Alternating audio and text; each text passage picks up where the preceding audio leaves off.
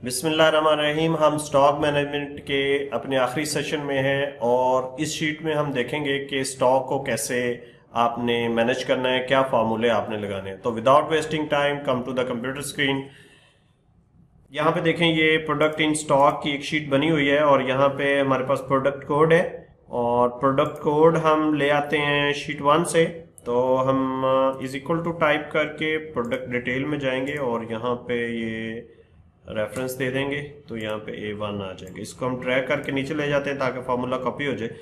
अब यहाँ पे हम वी लुकअप लगाएंगे, उसी तरह प्रोडक्ट आइटम्स जो हमने नाम रखा हुआ था उसमें ये चीजें हम लेके आएंगे। तो ये कैसे होगा, ये हम is equal to V lookup और क्या ढूंढना है, ये और आइटम्स में से हमने ढूंढना है और कॉलम नंबर 2 है और फॉल्स वैल्यू हमें चाहिए और हम इसको एंटर कर देते हैं, इसके अगेंस्ट प्रोडक्ट आ जाएंगे। इसी तरह यूनिट 3 है तो is equal to V lookup item this one और हमारे पास आइटम्स में से हमने ढूंढना है और क्या ढूंढना है, कॉलम नंबर 3 और फॉल्स, राइट। और इसको हम एंटर कर देंगे तो वो हमें उसकी यूनिट टाइप भी ले आएगी। अब हमने देखना है कि क्वांटिटी रिसीव्ड क्या है।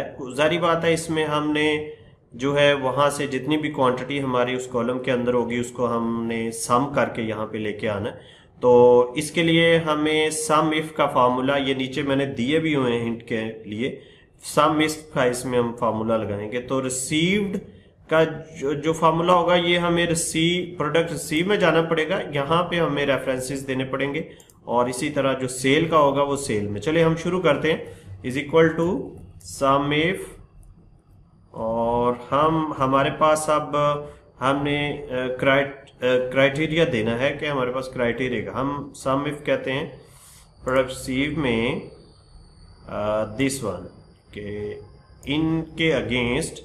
अब यहाँ पे आपने इसको सेल रेफरेंसेस को एब्सोल्यूट बनाना है और फिर हम कॉमा प्रेस करेंगे और उसी तरह अब हम अपनी प्रोडक्ट शीट के अंदर आते हैं।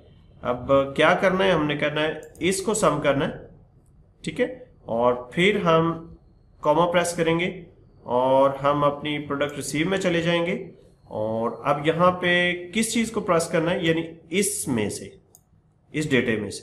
तो अब इसको भी हमने एब्सोल्यूट सेल रेफरेंस बनाना है। F4 आप प्रेस करेंगे तो एब्सोल्यूट सेल रेफरेंस बन जाएगा। अब आपने यहाँ पे देखें, यहाँ पे हम अब इसको ब्रैकेट को क्लोज कर देते हैं और यहाँ पे मैं जैसे एंटर करता हूँ आप देखें ये 400 वैल्यू आ गई हमारी इस प्रोडक्ट जो क्वांटिटी रिसीव्ड में से। तो अगर मैं इसको 600 कर देता हूँ, देखें जरा 6000 कर दिए, अब ऑटोमेटिकली प्रोडक्ट इन स्टॉक में 6000 आ गया। अब हम सेल की बात करते हैं, इसमें भी हम सेल शीट से सम इफ करेंगे, यानी is equal to sum if और रेंज हमने देनी है। रेंज एब्सोल्युटली हम जाएंगे सेल शीट के अंदर और सेल शीट हमारी ये है और हमने इन प्रोडक्ट्स को और इसको भी इसी तरह आपने F4 प्रेस करके एब्सोल्यूट सेल रेफरेंस बनाना है। अब यहाँ पे हम कॉमा देंगे और किस वैल्यू के अगेंस्ट, हमने कहना है दिस वन और फिर हम कॉमा देंगे। अब प्लस किसको करना है, फिर सेल शीट के अंदर जाएंगे और अब जिसको प्लस करना है क्वांटिटी सेल को, उसको हम यहाँ पे, और इसको भी आपने सेल रेफरेंस को एब्सोल्यूट बना देना। अब हम इसको क्लोज करते हैं और एंटर करते हैं। अब देखें ये सेल क्वांटिटी 30 आ गई।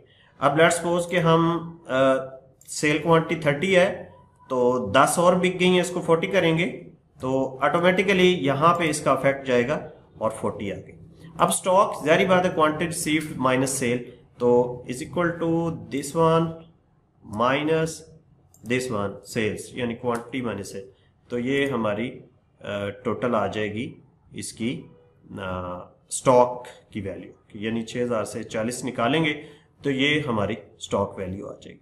अब हमने यहाँ पे प्राइस ऑटोमेटिकली हमें पता है वी लुकअप से आनी है, तो इज इक्वल टू वी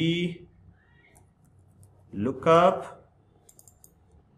और अब हमने इसके अगेंस्ट कॉमा और आइटम्स में से कॉमा।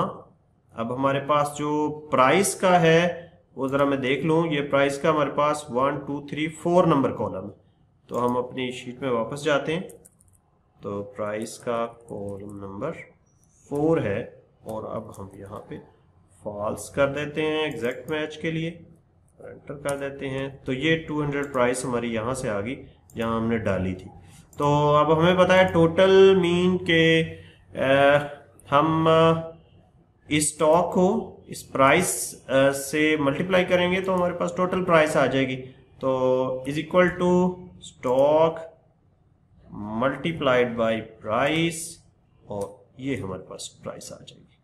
तो अब हम ऐसे करते हैं, इसको सारे को सिलेक्ट करते हैं और इसको यहाँ पे ये देखें सारी हमारे पास क्वांटिटी रिसीव्ड आ गई, सेल आ गई, स्टॉक आ गया, प्राइस आ गई, और हमारे पास टोटल अमाउंट आ गई। अब लेट्स सपोज कि हमने 40 चीजें सेल की हैं, तो 50 और सेल हो गई हैं, यानी सेल के अंदर हम 40 में से 50 जमा करेंगे 90 आ जाएंगे। तो ऑटोमेटिकली स्टॉक शीट में इसका इफेक्ट होगा। देखें ये 90 आ गए, और इसी तरह ये क्वांटिटी रिसीव्ड में से स्टॉक और उसकी प्राइस, और उस तरह उसका इफेक्ट हो गया। अब लेट्स सपोज के हम यहाँ पे इसकी प्राइस चेंज कर देते हैं, तो उसका इफेक्ट भी इधर पड़ेगा। तो इसी तरह अगर रिसीव्ड अमाउंट, हम रिसीव्ड आइटम ज्यादा करनी, यानी प्रोडक्ट रिसीव्ड, पहले हमें 6000 रिसीव्ड हुई थी, अब 1000 और हो गई, तो 7000 हो गई। तो एंटर करेंगे तो 7000 का ऑटोमेटिकली इफेक्ट यहाँ पे आ जाएगा, और जो सेल होंगी वो उसी तरह माइनस होके उसकी प्राइस कैलकुलेट होगी। तो ये थी हमारी लास्ट शीट जिसमें हमने स्टॉक मैनेजमेंट को देखा कि स्टॉक मैनेजमेंट पे का इफेक्ट कैसे आएगा इसके ऊपर। और ये शीट हमने अच्छाटीचर.com पे रख दी है, आप वहां से भी डाउनलोड कर सकते हैं और इसको इजीली आप यूज कर सकते हैं। ये बनी बनाई शीट आपको वहां पे मिल जाएगी। तो अच्छाटीचर.com पे जाएं, वहां से इसको डाउनलोड करें और चैनल को सब्सक्राइब कर लें, बेल आइकॉन पे भी क्लिक कर लें ताकि हर नई आने वाली वीडियोस की इंफॉर्मेशन जो है वो आप तक पहुंच सके।